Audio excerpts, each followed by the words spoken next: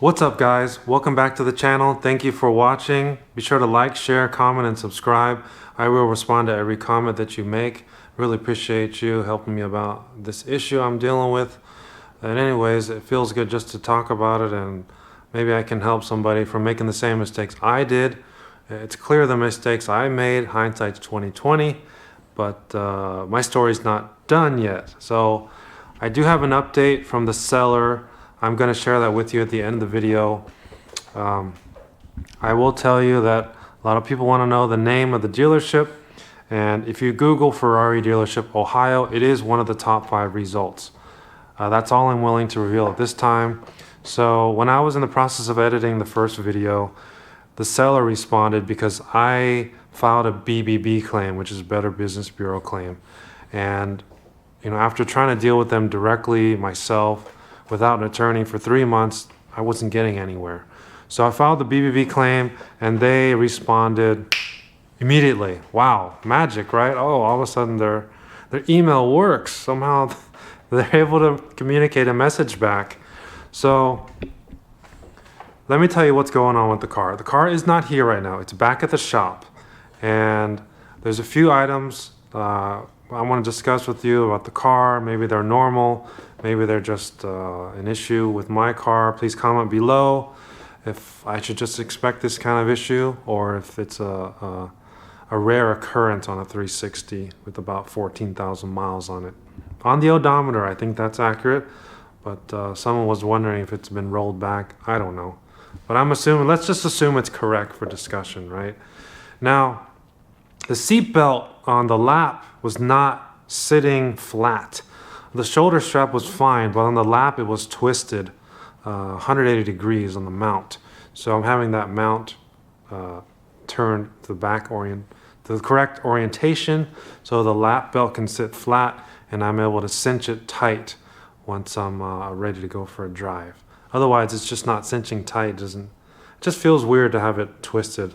Anyways, that's one issue that's going to get fixed. The evap trouble code that I was getting that made me bring the car back into the shop was not a gas cap, not a bad gas cap. That had already been replaced in 2013, so the gas cap right now is still fine since it's only 10 years old. I don't know if that's a 10-year-old item, expendable item. Comment below, could be ready for the next gas cap to be purchased. But the reason that trouble code came on due to the smoke test is a leaking rollover valve. I guess in the industry they call it a float valve, and there's 4 of them.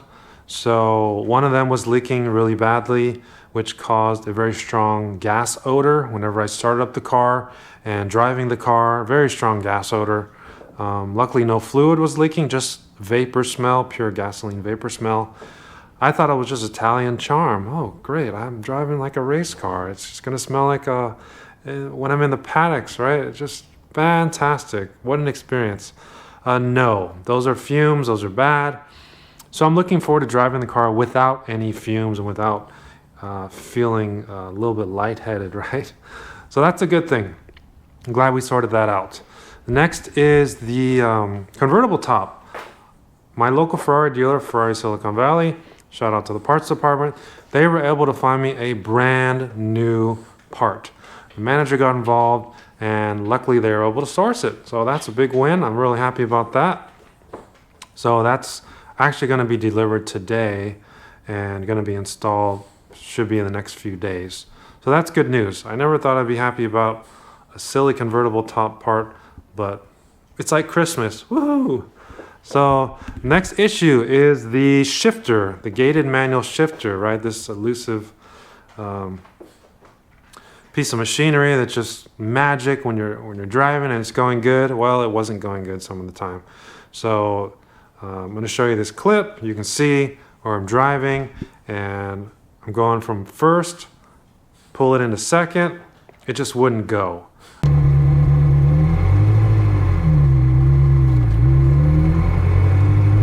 Low speed, second gear. Oh, see? It's stuck there a little bit. Why is it stuck? Clutch is fully in. Switch to third. I don't understand that. It happened about 10% of the time. the car was cold. I tried it, the car was warm. I tried it at low RPMs. I tried it at high RPMs. I tried it all different times. And about 10% of the time it just would not go. I couldn't force it in. It just wouldn't go in, all right? When the car was totally off, everything is buttery smooth. It just is only happening when the car was running. And so something needs to be adjusted, maybe the synchros. And I've also ordered the Hill Engineering bushing that everybody talks about on Ferrari chat. So I'm gonna go ahead and swap that out. Maybe that's related to the issue. A lot of people on the forums just said the car needs to be warm. So I did try it in warm, and it just didn't work. It just was still having that problem. So we're gonna get that sorted out, and I'm looking forward to having a really smooth shifting gated manual car. That's what this car is all about. I'm driving in traffic, or I'm coming off a stoplight, and there's cars behind me, and I'm revving it from first. Got the clutch in, I'm pulling second, it just won't go. I'm like, what is going on? So I have to quickly, change it to third, and then we're gonna get going. But it's just annoying. I don't wanna have to be anxious, wondering if the car is gonna shift or if I wanna get somewhere quickly. I can't even shift. Yeah, that's not right. So the next issue is my wallet has a hole in it.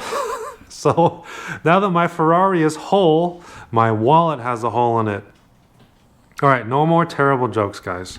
So let me get to the update with the seller. So after I filed the BBB claim, the seller responded immediately. What they said to the BBB is, we are working with the buyer. Basically, they're so surprised that I filed a BBB claim since they're already working with me. So, does working with me on a solution mean totally ignoring me? To me, it doesn't. It doesn't. So, therefore, they also proceeded to deny the fact that there was a check engine light. What they said, and this is all in writing, they said that I told them about the check engine light 7 days later. Now, that's obviously not true. So I proved that wasn't true, and then they no longer denied the timeline. So with the timeline out of the way, then they proceeded to deny that my mechanic was any good. They said that I was being defrauded, and then in turn defrauding them. So the latest response they gave me was, they didn't give me any feedback on the key, and so I went ahead and took the liberty of getting a real estimate from the local Ferrari dealer, Silicon Valley. It came out to like $517 or something like that. So I resent that to them, and they responded, well, we'll gladly settle this claim, close the claim and settle the claim for the $517. And they just want to totally gloss over like some Jedi mind trick. Oh, there's no check engine work, right? And on top of that, they put in writing that they were not able to source the key for me because it was on back order with their supplier. Yeah, that's not true. I mean, is there more than one supplier of Ferrari blank keys? Comment below, because I don't know. I don't know if that's a true claim, because the seller couldn't provide me an order receipt for the key they ordered for me, nor tracking number or anything like that. So according to the local Ferrari dealer, it's 10 business days to arrive, and they would cut it as long as I have proof of ownership. And the cost is about $517. So that seems very reasonable timeline to me. And it just lost all credibility for the seller with me. That, oh no, we ordered the key for him and it was just on back order. So what's the big deal? We're working with the customer. Yeah, no, I don't think so. I don't want to fall for that again. This is the first time I filed a BBB claim, so we might go 1 or 2 more rounds. We've already gone about 3 rounds. So I don't know if this is going to be resolved or unresolved by the time the claim is wrapped up. So we'll see.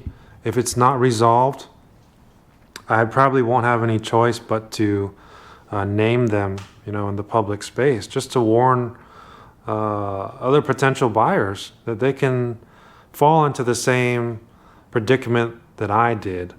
And I'm sure there's plenty of happy customers of this business. That's why I came to them initially. But when things like this happen, I just wish that they would stand up and stand behind their product and want to do right and not have to be forced to do right with the customer, if that makes sense. So stay tuned. This is not over with. And once I get another update, I will be posting it. All right. So take care, everyone. Be sure to like, share, comment, and subscribe. I will respond to every comment that you make. Really appreciate your time. Thank you, guys.